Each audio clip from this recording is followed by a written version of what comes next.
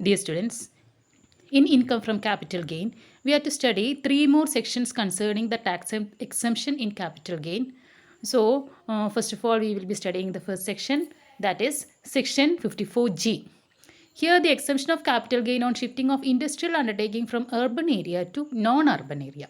ഇവിടെ പറയുന്നത് എന്താ വെച്ചാൽ ഒരു ഇൻഡസ്ട്രിയൽ അണ്ടർടേക്കിംഗ് ഏതെങ്കിലും ഒരു ബിസിനസ് നമ്മൾ അർബൻ ഏരിയയിൽ നിന്ന് നോൺ അർബൻ ഏരിയ എന്ന് പറഞ്ഞാൽ റൂറൽ ഏരിയ, അർബൻ ഏരിയയിൽ നിന്ന് റൂറൽ ഏരിയയിലേക്ക് ഒരു ഇൻഡസ്ട്രിയൽ അണ്ടർടേക്കിംഗ് ഷിഫ്റ്റ് ചെയ്യുന്നതിൻ്റെ ഭാഗമായിട്ട് നമുക്കൊരു ക്യാപിറ്റൽ ഗെയിൻ റിസീവ് ചെയ്യുന്നുണ്ടെങ്കിൽ അവിടെ നമുക്ക് കിട്ടുന്ന എക്സംഷനാണ് 54G. Okay, now this is eligible for all assessees. Then here the asset transferred is plant and machinery, land and building for shifting industrial undertakings from urban to rural area. ഇവിടെ നമ്മൾ specific ആയിട്ട് പറയുന്നുണ്ട് industrial അണ്ടർടേക്കിങ്സിലെ plant and മെഷീനറിയോ land and ബിൽഡിങ്ങോ നമ്മളൊരു urban ഏരിയയിൽ നിന്ന് റൂറൽ ഏരിയയിലേക്ക് ഷിഫ്റ്റ് ചെയ്യുകയാണ് നമ്മൾ ചെയ്യുന്നത്. അപ്പോൾ ആ സമയത്ത് നമുക്ക് എന്തെങ്കിലും ക്യാപിറ്റൽ ഗെയിൻ ഉണ്ടെങ്കിൽ നമുക്ക് എക്സംഷനായിട്ട് എഴുതാമെന്നാണ് പറയുന്നത്. ഇനി ഇവിടെ നമ്മൾ പറഞ്ഞില്ലേ അർബൻ ഏരിയയിൽ നിന്ന് റൂറൽ ഏരിയയിലേക്ക് പോകണമെന്ന് നമ്മൾ പറഞ്ഞില്ലേ. അപ്പോൾ ഈ റൂറൽ ഏരിയയിൽ നമ്മൾ ഇത്തരത്തിലുള്ള അസറ്റ് നമ്മൾ പർച്ചേസ് ചെയ്യേണ്ടത് എന്നാണോ നമ്മൾ ട്രാൻസ്ഫർ നടത്തുന്നത് അതിന് 1 വർഷം മുന്നേയോ അല്ലെങ്കിൽ ട്രാൻസ്ഫർ നടത്തിയിട്ട് 3 വർഷത്തിനുള്ളിലോ നമ്മൾ പർച്ചേസ് നടത്തിയിരിക്കണം.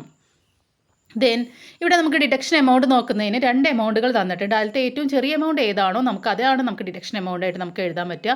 ഇവിടെ 2 എമൗണ്ടുകൾ എന്ന് പറയുന്നത് ഒന്ന് നമ്മൾ നോക്കേണ്ടത് ക്യാപിറ്റൽ ഗെയിൻ, ദെൻ നെക്സ്റ്റ് നമ്മൾ നോക്കേണ്ടത് cost of the new asset. അപ്പോൾ ക്യാപിറ്റൽ ഗെയിനും കോസ്റ്റ് ഓഫ് ദി ന്യൂ അസറ്റും കൂടി കമ്പയർ ചെയ്തിട്ട് അതിലത്തെ ചെറിയ എമൗണ്ട് ഏതാണോ ആ എമൗണ്ട് നമുക്ക് ഡിഡക്ഷൻ അണ്ടർ സെക്ഷൻ 54G പ്രകാരം നമുക്ക് ക്ലെയിം ചെയ്യാം.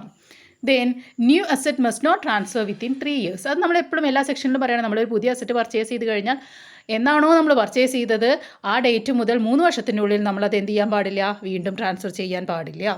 അപ്പോൾ ഇത്രയുമാണ് 54Gയിൽ കേട്ടോ. 54Gയിൽ സ്പെസിഫിക് ആയിട്ട് നമ്മൾ നോക്കണം ഇൻഡസ്ട്രിയൽ അണ്ടർടേക്കിംഗ് നമ്മൾ അർബൻ ഏരിയയിൽ നിന്ന് റൂറൽ ഏരിയയിലേക്ക് ഷിഫ്റ്റ് ചെയ്യുന്നതിൻ്റെ ഭാഗമായിട്ട് നമുക്ക് ക്യാപിറ്റൽ ഗെയിൻ ഉണ്ടെങ്കിൽ അവിടെ നമ്മൾ ആവശ്യപ്പെടുന്ന ഡിഡക്ഷനാണ് 54G. ഇനി ഈ 54G കമ്പയർ ചെയ്തിട്ട് തന്നെയാണ് നമ്മൾ അടുത്ത സെക്ഷനും നമ്മൾ പഠിക്കുന്നുണ്ടായിരിക്കുക. ഇവിടെ സെക്ഷനിൽ 54GA ആണ്. അപ്പോൾ ഇവിടെയും നമ്മൾ ഇൻഡസ്ട്രിയൽ അണ്ടർടേക്കിംഗ് അർബൻ ഏരിയയിൽ നിന്ന് ഷിഫ്റ്റ് ചെയ്യുകയാണ് ചെയ്യുന്നത്. പക്ഷേ നേരത്തെ നമ്മൾ 54Gയിൽ നമ്മൾ പറഞ്ഞത് അർബൻ ഏരിയയിൽ നിന്ന് റൂറൽ ഏരിയയിലേക്ക് ഷിഫ്റ്റ് ചെയ്യുമ്പോഴാണ് 54G വന്നിട്ടുണ്ടായിരുന്നത്. പക്ഷേ ഇവിടെ 54GA ആണ് എങ്കിൽ here the shifting of an industrial undertaking from urban area to special economic zone. Special economic സോണിലേക്കാണ് അർബൻ ഏരിയയിൽ നിന്ന് നമ്മൾ ഇൻഡസ്ട്രിയൽ അണ്ടർടേക്കിംഗ് ഷിഫ്റ്റ് ചെയ്യുന്നത് എങ്കിൽ അതുമായി ബന്ധപ്പെട്ടിട്ട് നമുക്കുണ്ടാവുന്ന ക്യാപിറ്റൽ ഗെയിനിന് നമ്മൾ എക്സംഷൻ ആവശ്യപ്പെടുന്നത് സെക്ഷൻ 54GA പ്രകാരമായിരിക്കും. അപ്പോൾ നമുക്ക് അതിൻ്റെ ഡീറ്റെയിൽസ് നോക്കാം. ഇവിടെ ട്രാൻസ്ഫർ ചെയ്യുന്ന അസറ്റ് ലോങ് ടേം അസറ്റ് ആവാം, ഷോർട്ട് ടേം അസറ്റ് ആവാം, ഏതായാലും നമുക്കത് പ്രശ്നമില്ല. Then such asset must B use for the purpose of the business of the industrial undertaking in urban area. നമ്മൾ അവിടെ സ്പെസിഫിക് ആയിട്ട് പറയുന്നത് എന്താ, ലോങ് ടേം അസറ്റ് ആയാലും കുഴപ്പമില്ല, ഷോർട്ട് ടേം അസറ്റ് ആയാലും കുഴപ്പമില്ല, പക്ഷേ ആ അസറ്റ് ഈ ഇൻഡസ്ട്രിയൽ അണ്ടർടേക്കിംഗ് ഇൻ അർബൻ ഏരിയയിലുള്ള ബിസിനസ്സിന് വേണ്ടിയിട്ട് യൂസ് ചെയ്തതായിരിക്കണം. Such asset must be used എന്നാണ് അവിടെ സ്പെസിഫിക് ആയിട്ട് പറയുന്നുണ്ട്. ആ asset business of industrial undertaking in which is situated in urban ഏരിയയ്ക്ക് വേണ്ടിയിട്ട് യൂസ് ചെയ്തത് ആയിരിക്കണം. Then the transfer should be done in connection with the shifting of an industrial undertaking in cess. Cess എന്ന് പറയുമ്പോൾ special economic സോണിനെയാണ് നമ്മൾ cess എന്ന് പറയുന്നത്. അപ്പോൾ നമ്മൾ അർബൻ ഏരിയയിൽ നിന്ന് നമ്മൾ എങ്ങോട്ടാണ് നമ്മുടെ ബിസിനസ് ട്രാൻസ്ഫർ ചെയ്യുന്നത്, സ്പെഷ്യൽ ഇക്കണോമിക് സോൺ. ഈ സ്പെഷ്യൽ ഇക്കണോമിക് സോണിലൊക്കെ പോയി കഴിഞ്ഞ് കഴിഞ്ഞാൽ നമുക്ക് കുറേ ഡിഡക്ഷൻസ് ഒക്കെ നമുക്ക് ക്ലെയിം ചെയ്യാൻ പറ്റും. അതൊക്കെ നമുക്ക് ഡിഡക്ഷൻസ് എന്നുള്ള പാഠം ചാപ്റ്റർ 6A പ്രകാരമുള്ള ഡിഡക്ഷൻസ് നമ്മൾ വരും പാഠങ്ങളിൽ നമ്മൾ പഠിക്കുന്നുണ്ട്. അപ്പോഴേ നമുക്ക് അതിനെക്കുറിച്ച് ഡീറ്റെയിൽ ആയിട്ട് നമുക്ക് മനസ്സിലാവുള്ളൂ. അപ്പോൾ ഇതൊക്കെ മുന്നേ കൂട്ടി കണ്ടിട്ട് ഇവിടെ ക്യാപിറ്റൽ ഗെയിനിലും ഡിഡക്ഷൻ കിട്ടും, പിന്നെ അപ്പുറത്ത് നമുക്ക് വേറെയും നമുക്ക് പ്രോഫിറ്റിൻ്റെ ഡിഡക്ഷനൊക്കെ നമുക്ക് 5 വർഷം 10 വർഷം വരെയൊക്കെ നമുക്ക് ആവശ്യപ്പെടാൻ നമുക്ക് ക്ലെയിം ചെയ്യാൻ പറ്റുന്ന സെക്ഷൻസ് ഒക്കെ ഉണ്ട്. അപ്പോൾ അതൊക്കെ മുന്നേ കൂട്ടി കണ്ടിട്ടായിരിക്കും ഒരു അർബൻ ഏരിയയിലുള്ള ബിസിനസ് കൊണ്ടുപോയിട്ട് സെസ്സിലേക്ക് ട്രാൻസ്ഫർ ചെയ്യുന്നുണ്ടായിരിക്കാം. Okay, now the amount of capital gain must be used within a period of 1 year before or 3 years after the date of transfer.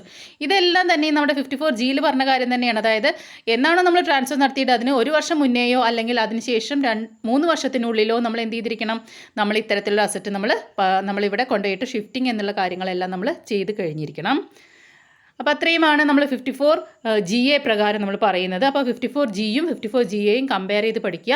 54Gയിൽ നമ്മൾ പറയുന്നത് ഒരു അർബൺ ഏരിയയിലുള്ള ഇൻഡസ്ട്രിയൽ അണ്ടർടേക്കിംഗ് റൂറൽ ഏരിയയിലേക്ക് ഷിഫ്റ്റ് ചെയ്യുമ്പോഴാണ് പറയുന്നത്. GAയിൽ നമ്മൾ പറയുന്നത് ഒരു അർബൺ ഏരിയയിലുള്ള ഇൻഡസ്ട്രിയൽ അണ്ടർടേക്കിംഗ് സ്പെഷ്യൽ ഇക്കണോമിക് സോണിലേക്ക് ഷിഫ്റ്റ് ചെയ്യുമ്പോൾ നമുക്ക് എഴുതാൻ പറ്റുന്ന ഡിഡക്ഷനാണ് പറയുന്നത്.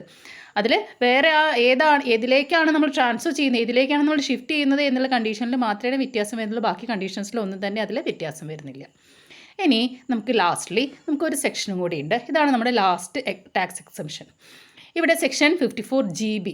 ഇവിടെ നമ്മൾ ട്രാൻസ്ഫർ ചെയ്യുന്നത് ഒരു റെസിഡൻഷ്യൽ പ്രോപ്പർട്ടിയാണ്. അതായത് നമ്മുടെ ഹൗസ് പ്രോപ്പർട്ടി നമ്മൾ ട്രാൻസ്ഫർ ചെയ്യുകയും എന്നിട്ട് ആ പൈസ കൊണ്ടുപോയിട്ട് നമ്മളൊരു എലിജിബിൾ കമ്പനിയിൽ നമ്മൾ ഇൻവെസ്റ്റ്മെൻറ്റ് നടത്തുകയും ചെയ്യുകയാണെങ്കിൽ, ഏതെങ്കിലും ഒരു കമ്പനിയിൽ നമ്മൾ ഇൻവെസ്റ്റ്മെൻറ്റ് നടത്തുകയും ചെയ്യുകയാണെങ്കിൽ അവിടെ നമുക്ക് എഴുതാൻ പറ്റുന്ന ഡിഡക്ഷനാണ് 54GB. സ്പെസിഫിക് ആയിട്ട് മനസ്സിലാക്കുക, നമ്മളിവിടെ ട്രാൻസ്ഫർ ചെയ്യുന്നത് നമ്മുടെ house property, long term capital അസറ്റാണ്, അതായത് ഹൗസ് പ്രോപ്പർട്ടിയാണ്. അപ്പോൾ ഈ ഹൗസ് പ്രോപ്പർട്ടി നമ്മൾ ട്രാൻസ്ഫർ ചെയ്യുകയും ആ ട്രാൻസ്ഫർ ചെയ്ത് കിട്ടുന്ന സെയിൽസ് കൺസിഡറേഷൻ കൊണ്ട് നമ്മൾ എന്ത് ചെയ്യുന്നു, ആ പൈസ നമ്മൾ കൊണ്ടുപോയിട്ട് ഏതെങ്കിലും ഒരു കമ്പനിയിൽ ഇൻവെസ്റ്റ് ചെയ്യുകയാണെങ്കിൽ നമുക്ക് കിട്ടുന്ന ഡിഡക്ഷനാണ് സെക്ഷൻ 54GB. അപ്പോൾ ഇത് എലിജിബിൾ എന്ന് പറയുന്നത് ഇൻഡിവിജ്വലിനും ഹിന്ദു അൺഡിവൈഡഡ് ഫാമിലിക്കുമാണ്. ഇനി നമ്മൾ അസറ്റ് ട്രാൻസ്ഫേർഡ് ഏതാണ്, നമ്മൾ ഓൾറെഡി നമ്മൾ പറഞ്ഞു residential house property long term capital asset ആണ്.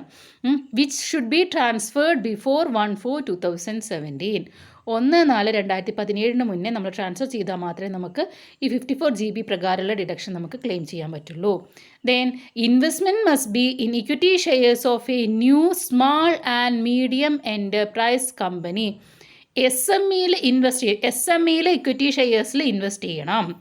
എന്നിട്ട് വീണ്ടും കണ്ടീഷൻ പറയുന്നുണ്ട്, such SME company is required to invest this amount in purchase of new plant and machinery.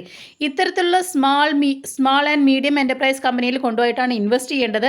ഇനി ആ കമ്പനി എന്തിനു വേണ്ടിയിട്ടാണ് ഇൻവെസ്റ്റ്മെൻറ്റ് ഉപയോഗിക്കാൻ പാടുള്ളൂ, ഒരു പുതിയ പ്ലാന്റ് ആൻഡ് മെഷീനറി പർച്ചേസ് ചെയ്യാൻ വേണ്ടിയിട്ടാണ് ഉപയോഗിക്കാൻ പാടുള്ളൂ. അപ്പോൾ ഇത്രയും കണ്ടീഷൻസ് ഫുൾഫിൽ ചെയ്താൽ മാത്രമേ നമുക്ക് ഏത് ക്ലെയിം ചെയ്യാൻ പറ്റുള്ളൂ, സെക്ഷൻ 54GB പ്രകാരമുള്ള ടാക്സ് എക്സംഷൻ നമുക്ക് ക്ലെയിം ചെയ്യാൻ പറ്റുള്ളൂ. So that's all about today's class. ഇനി നമുക്ക് നാളെ മുതൽക്ക് നമുക്കിതിൻ്റെ essay ക്വസ്റ്റ്യൻസ്, ക്യാപിറ്റൽ ഗെയിനുമായി ബന്ധപ്പെട്ടുള്ള essay ക്വസ്റ്റ്യൻസ് ആണ് നമുക്ക് ചെയ്യേണ്ടത്. അപ്പോൾ ചെയ്യുമ്പോൾ നമുക്ക് അറിയേണ്ടത് എങ്ങനെയാണ് ഷോർട്ട് ടേം ക്യാപിറ്റൽ ഗെയിൻ്റെ കാൽക്കുലേഷന് ജസ്റ്റ് നമുക്കറിയാലോ, നമ്മൾ സെല്ലിംഗ് പ്രൈസ് എഴുതും, അതിൽ നിന്ന് കോസ്റ്റ് ഓഫ് എക്വിസിഷനും കോസ്റ്റ് ഓഫ് ട്രാൻസ്ഫറും മൈനസ് ചെയ്യും, അപ്പോൾ കിട്ടുന്ന എമൗണ്ട് നമ്മുടെ ഷോർട്ട് ടേം ക്യാപിറ്റൽ ഗെയിൻ. ഇനി ലോങ് ടേം ക്യാപിറ്റൽ ഗെയിൻ്റെ calculation, long term capital gain വരുന്ന സമയത്ത് നമ്മൾ സാധാരണ പോലെ സെല്ലിംഗ് പ്രൈസ് എഴുതും, അതിൽ നിന്ന് ഇൻഡെക്സ്ഡ് കോസ്റ്റ് ഓഫ് എക്വിസിഷനും ഇൻഡെക്സ്ഡ് കോസ്റ്റ് ഓഫ് ഇംപ്രൂവ്മെൻറ്റും ദെൻ കോസ്റ്റ് ഓഫ് ട്രാൻസ്ഫറും, ഇത് മൂന്നുമാണ് നമ്മൾ മൈനസ് ചെയ്യേണ്ടത്. അതായത് അവിടെ ഇൻഡെക്സേഷൻ്റെ ആവശ്യം വരുന്നുണ്ട്, കോസ്റ്റ് ഓഫ് എക്വിസിഷനും അതേമാതിരി തന്നെ ഇംപ്രൂവ്മെൻറ്റിനും എന്ന് ആലോചിക്കാം. ഇനി ഇതിൽ നിന്നെല്ലാം ഇപ്പോൾ നമ്മൾ കുറേ സെക്ഷൻസ് പഠിച്ചുല്ലോ, അപ്പോൾ ആ സെക്ഷൻസ് നമുക്ക് എന്തുണ്ടാവും, നമുക്ക് ടാക്സ് എക്സംഷൻസ് ഉണ്ടായിരിക്കും. അപ്പോൾ ഇതെല്ലാം കൂടി ഇൻക്ലൂഡ് ചെയ്യുന്ന രീതിയിൽ, അപ്പോൾ ഇപ്പോൾ നമ്മൾ ചെയ്യുന്ന പ്രോബ്ലംസിലൊക്കെ നമ്മൾ ഒരു സെക്ഷൻ മാത്രമേ നമ്മൾ പറയുന്നുണ്ടായിരുന്നു, ആ സെക്ഷനുമായി ബന്ധപ്പെട്ടിട്ടുള്ള എക്സംഷൻ മാത്രമേ നമ്മൾ പ്രോബ്ലത്തിൽ ചെയ്തിട്ടുണ്ടായിരുന്നുള്ളൂ. ഇനി അങ്ങനെ ആവില്ല, എല്ലാ സെക്ഷൻസും കൂടി ഒരുമിച്ച് വരുന്ന രീതി, ഒരു 2-3 സെക്ഷൻസൊക്കെ ഒരുമിച്ച് വരുന്ന രീതിയിൽ നമ്മൾ ആദ്യം സാധാരണമാതിരി ലോങ് ടേം ക്യാപിറ്റൽ ഗെയിൻ അവിടെ കാൽക്കുലേറ്റ് ചെയ്ത് വെക്കും. എന്നിട്ട് അതിൽ നിന്ന് ഒരു 2-3 സെക്ഷൻസ് ഒരുമിച്ച് വരുന്നത്, ചിലപ്പോൾ 54 ഉണ്ടാവാം, 54F അതിൻ്റെ കൂടെ ഉണ്ടാവാം, ദെൻ അതേമാതിരി തന്നെ 54GB ഉണ്ടാവാം. അങ്ങനെ 2-3 സെക്ഷൻസ് ഒരുമിച്ച് വരുന്ന രീതിയിലാണ് നമുക്ക് essay ക്വസ്റ്റ്യൻസ് ഉണ്ടാവുക. അപ്പോൾ അതിലാദ്യം നമ്മൾ മനസ്സിലാക്കി വെക്കേണ്ടത് എന്തൊക്കെയാണ് നമ്മുടെ സെക്ഷൻസ്, ആ സെക്ഷനിൽ ഏതെല്ലാം ഐറ്റത്തിനാണ് നമുക്ക് ടാക്സ് എക്സംഷൻ കിട്ടുന്നത് എന്നുള്ളത് നമ്മൾ ബൈ ഹാർട്ട് പഠിച്ചു വെക്കണം. എന്നാൽ മാത്രമേ നമുക്ക് essay ക്വസ്റ്റ്യൻസ് വർക്ക് ചെയ്യാൻ പറ്റുള്ളൂ. ഓക്കെ, അപ്പോൾ നമുക്ക് അടുത്ത ദിവസം essay ക്വസ്റ്റ്യൻസ് ആയിട്ട് നോക്കാം. Thank you.